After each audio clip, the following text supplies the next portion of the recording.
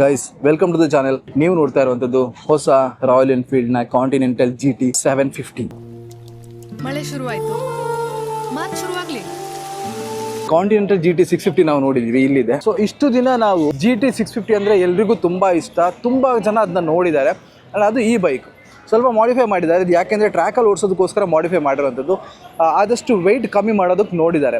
ನಿಮಗೆ head lamp ತೆಗೆದಿದ್ದಾರೆ, ಬೇರೆ ಒಂದಷ್ಟು ವಸ್ತುಗಳನ್ನ ತೆಗೆದಿದ್ದಾರೆ. ಯಾವುದೇ ಕ್ರ್ಯಾಶ್ ಗಾರ್ಡ್ ಸಣ್ಣದಾಗಿರುವಂಥ ಕ್ರ್ಯಾಶ್ ಗಾರ್ಡ್ ಇಟ್ಟಿದ್ದಾರೆ. ಇದು ಆ್ಯಕ್ಚುಲಿ ನಾವು ಈಗ ಓಡಿಸಿರುವಂತಹ, ನಿಮ್ಮಲ್ಲಿ ತುಂಬ ಜನ ಓಡಿಸಿರುವಂತಹ ನೋಡಿರುವಂತಹ ಕಾಂಟಿನೆಂಟಲ್ GT 650. ಬಟ್ ಇದು ಯಾರು ಕೂಡ ಇಲ್ಲಿ ತನಕ ನಿಮ್ಮಲ್ಲಿ ತುಂಬ ಜನ ನೋಡದೇ ಇರುವಂತಹ ಕಾಂಟಿನೆಂಟಲ್ GT 750. ಇನ್ನೊಂದು ವಿಷಯ ಏನು ಅಂದರೆ, ಈ ಒಂದು ಬೈಕ್ ಏನಿದೆ ಇದು ನಮಗೆ ಯಾವುದೇ ರೀತಿಯಲ್ಲೂ ಈ ರೀತಿಯಾಗಿ ಪ್ರೊಡಕ್ಷನ್ ವರ್ಷನಲ್ಲಿ ಬರಲ್ಲ. ಇದು ರೇಸಿಗೆ ಅಂತ ಮಾಡಿರುವಂಥ ರೇಸ್ ಪೆಕ್ ಆಗಿರುವಂಥದ್ದು. ಹಾಗಂತ 750 ಬರಲ್ವ ಅಂತ ನಿಮ್ಮಲ್ಲಿ ತುಂಬ ಜನರಿಗೆ ಡೌಟ್ ಇರ್ಬೋದು. 750 ಬರುತ್ತೆ, ರಾಯಲ್ ಎನ್ಫೀಲ್ಡ್ನ ಕಾಂಟಿನೆಂಟಲ್ GT 750 ಬರುತ್ತೆ. ಈ ರೀತಿ ಬರಲ್ಲ. ಅದು ಆ್ಯಕ್ಚುಲ್ ಆಗಿ ಪ್ರೊಡಕ್ಷನ್ ವರ್ಷನಲ್ಲಿ ಏನಿರುತ್ತೋ, ಇಲ್ಲೊಂದು ಹೆಡ್ ಲ್ಯಾಂಪ್ ಕೊಟ್ಟು ಎಕ್ಸಾಸ್ಟ್ ಚೇಂಜ್ ಮಾಡಿ ಆ ಒಂದು ನಾರ್ಮಲ್ ಆಗಿರುವಂಥ ಸ್ಟಾಕ್ ಎಕ್ಸಾಸ್ಟ್ ಎಲ್ಲ ಕೊಟ್ಟು ಆ ರೀತಿಯಾಗಿ ಬರುತ್ತೆ. ಸೀಟ್ ಕೂಡ ಈ ರೀತಿ ಇರಲ್ಲ, ಉದ್ದ ಇರುವಂಥ ಸೀಟ್ ಇರುತ್ತೆ. ಬೇಕಾದರೆ ಈ ರೀತಿಯಾದಂಥ ಸೀಟನ್ನ ನೀವು ಆಪ್ಷನಲಾಗಿ ಹಾಕ್ಕೊಬೋದು. ಅದು ಇವಾಗಿರುವಂಥ ಕಾಂಟಿನೆಂಟಲ್ GT 650 ಕೂಡ ಹಾಕ್ತಾರೆ, ಅದು ಬಿಡಿ. ಸೊ ಈ ಒಂದು ಬೈಕ್ ಬಗ್ಗೆ ಮಾತಾಡೋಣ, ಇದು ಹೇಗಿದೆ ಅಂತ. ಈ ಒಂದು ಬೈಕಲ್ಲಿ ಸ್ಪೆಕ್ ಆಗಿರ್ಬೋದು ಏನು ಕೂಡ ಇಲ್ಲಿ ತನಕ ರಿವೀಲ್ ಆಗಿಲ್ಲ, ಇನ್ನೂ ಕೂಡ ಇಂಡಿಯಾದಲ್ಲಿ ಲಾಂಚ್ ಆಗಿಲ್ಲ. ಐಕ್ಮಾದಲ್ಲಿ ಫಸ್ಟ್ ಟೈಮ್ ಈ ಒಂದು ಬೈಕ್ನ ಶೋಕೇಸ್ ಮಾಡ್ತಾರೆ. ನಾವು ಫ್ರಂಟಲ್ಲಿ ನೋಡುವಾಗ ನಮಗೆ ಗೊತ್ತಾಗುತ್ತೆ ಇಲ್ಲಿ ಏನಿದೆ ಅಂತ. ಇಲ್ಲೊಂದು ಫೇರ್ ಬಾಕ್ಸನ್ನು, ಒಂದು ಫೇರ್ನ ಇಟ್ಟಿದ್ದಾರೆ. ಇಲ್ಲಿ ಯಾವುದೇ ಹೆಡ್ ಲ್ಯಾಂಪ್ ಇಲ್ಲ, ಆದಷ್ಟು ವೆಯ್ಟ್ನ ಕಮ್ಮಿ ಮಾಡೋಕ್ಕೆ ಟ್ರೈ ಮಾಡಿದ್ದಾರೆ.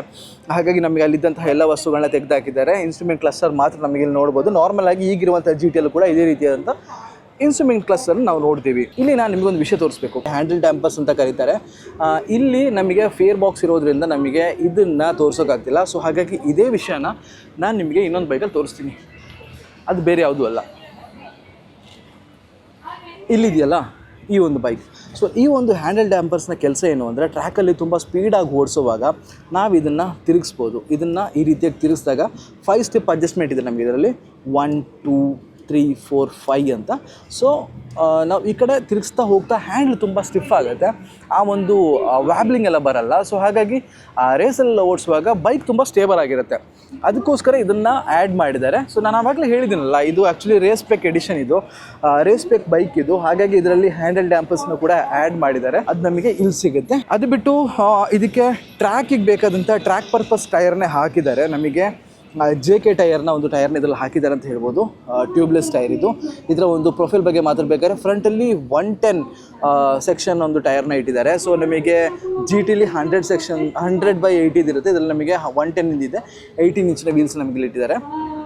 ಇದರಲ್ಲಿ ನಮಗೆ ಟೆಲಿಸ್ಕೋಪಿಕ್ ಸಸ್ಪೆನ್ಷನ್ ಬರ್ತಾ ಇದೆ, ನೀವು ಇಲ್ಲಿ ನೋಡ್ತಿರಲ್ಲ ಇದು. ಬಟ್ ಇದನ್ನು ಇನ್ನೂ ಕೂಡ ಎನ್ಹಾನ್ಸ್ ಮಾಡೋದಕ್ಕೋಸ್ಕರ ಹ್ಯಾಂಡಲ್ ಡ್ಯಾಂಪರ್ಸ್ನ ಇಟ್ಟಿದ್ದಾರೆ. ಇಲ್ಲಿ ಈ ರೀತಿಯಾದಂಥ ಒಂದು ಫೇರ್ನ ಬಾಕ್ಸ್ ನಮಗೆ ಬರ್ತಾ ಇದೆ. ಇಲ್ಲೊಂದು ವಿಂಡ್ಶೀಲ್ಡ್ ಬರ್ತಾ ಇದೆ. ಯೂಶ್ವಲಿ ಕಾಂಟಿನೆಂಟಲ್ GT ಈ ರೀತಿ ಇರಲ್ಲ, ಬಟ್ ಈ ರೀತಿ ಇದೆ. ತುಂಬ ಕಡೆ ರೇಸಿಗೆ ಹೋಗುವಾಗ ಈ ರೀತಿ ಮಾಡ್ತಾರೆ. ಸೊ ಅದು ಬಿಟ್ಟು ನಮಗೆ ಇದರಲ್ಲಿ ಆ ಒಂದು ಕಾಂಟಿನೆಂಟಲ್ GTಲಿ ಇದ್ದಂತಹ ಒಂದು ಪೆಟ್ರೋಲ್ ಟ್ಯಾಂಕ್ನ ಇಟ್ಟಿದ್ದಾರೆ. ಸೊ ನಾವು ಇದನ್ನ ಬೇರೆ ಬೈಕಿಗೆ, ರಾಯಲ್ ಎನ್ಫೀಲ್ಡ್ನ ಬೇರೆ ಬೈಕಿಗೆ ಕಂಪೇರ್ ಮಾಡಿ ಸ್ವಲ್ಪ ಕಮ್ಮಿ ಕೆಪಾಸಿಟಿ ಇರುವಂತಹ, ಸ್ಟೋರೇಜ್ ಕೆಪಾಸಿಟಿ ಸ್ವಲ್ಪ ಕಮ್ಮಿ ಇರುವಂಥ ಒಂದು ಬೈಕ್ ಅಂತ ಹೇಳ್ಬೋದು.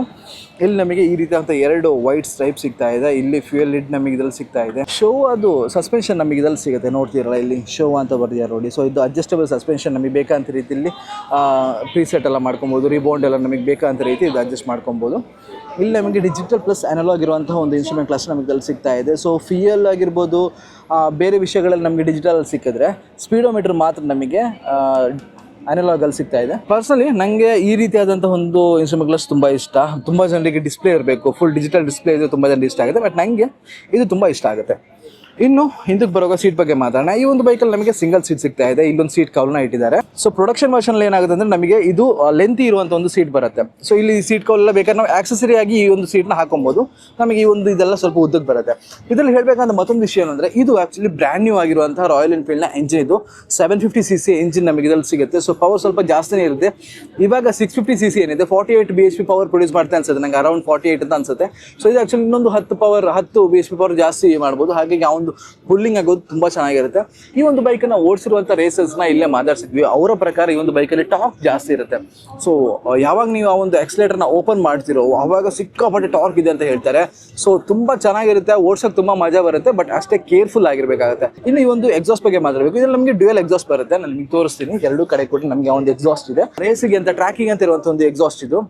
ನಾರ್ಮಲ್ ಇರುವಂತಹ GT ನಮಗೆ ಸ್ವಲ್ಪ ದೊಡ್ಡದಾಗಿರುವಂಥ ಡ್ಯುಯಲ್ ಎಕ್ಸಾಸ್ಟ್ ಬರುತ್ತೆ. ಸೊ ಸೌಂಡ್ ಕೂಡ ಆಕ್ಚುಲಿ ಸ್ಟಾಕಲ್ಲಿ ಚೆನ್ನಾಗಿದೆ, ಬಟ್ ತುಂಬ ಜನರಿಗೆ ಇಷ್ಟ ಆಗಲ್ಲ.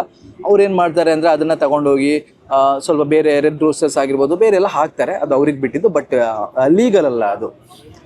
ಒಂದಿಷ್ಟು ಲಿಮಿಟ್ ಇರುತ್ತೆ. ಅದ್ರ ಮೇಲೆ ಸೌಂಡ್ ಬಂದರೆ ಪೊಲೀಸ್ ಪಕ್ಕ ಅದನ್ನ ಫೈನ್ ಹಾಕ್ತಾರೆ. ಕೆಲವರು ಅದನ್ನ ಬಿಚ್ಚಿ ಅದನ್ನ ಹೊಡೆದೇ ಹಾಕ್ಬಿಡ್ತಾರೆ, ಅದನ್ನ ಮುರಿದು ಹಾಕ್ಬಿಡ್ತಾರೆ ಪೊಲೀಸರು. ಅದು ಕೂಡ ನಾವು ನೋಡಿದೀವಿ. ಹಿಂದ್ಗಡೆ ಕೂಡ ನಮಗೆ ಟೆಲಿಸ್ಕೋಪಿಕ್ ಸಸ್ಪೆನ್ಷನ್ ಸಿಗುತ್ತೆ, ಬಟ್ ಅಡ್ಜಸ್ಟಬಲ್ ನಮಗೆ ಇದ್ರಲ್ಲಿ ನೋಡಬಹುದು. ಸೈಡ್ ಪ್ಲೇಟ್ ಕೂಡ ತುಂಬಾ ಚೆನ್ನಾಗಿ ಇದ್ರಲ್ಲಿ ಕೊಟ್ಟಿದ್ದಾರೆ. ಇನ್ನು ರಿಯರ್ ಅಲ್ಲಿ ಹೇಳ್ಬೇಕಾದ್ರೆ ಟೈರ್ ಬಗ್ಗೆ ಮಾತಾಡ್ಬೇಕಾದ್ರೆ ಈ ಒಂದು ಗಾಡಿಯಲ್ಲಿ ನಮಗೆ 150 ಸೆಕ್ಷನ್ ನ ಟೈರ್ ಸಿಗ್ತಾ ಇದೆ, 18 ಇಂಚಿಂದು. ಅದು ಎಷ್ಟು ಅಗಲ ಇದೆ ಅಂತ ನಿಮಗೆ ತೋರಿಸ್ತೀನಿ ನೋಡಿ.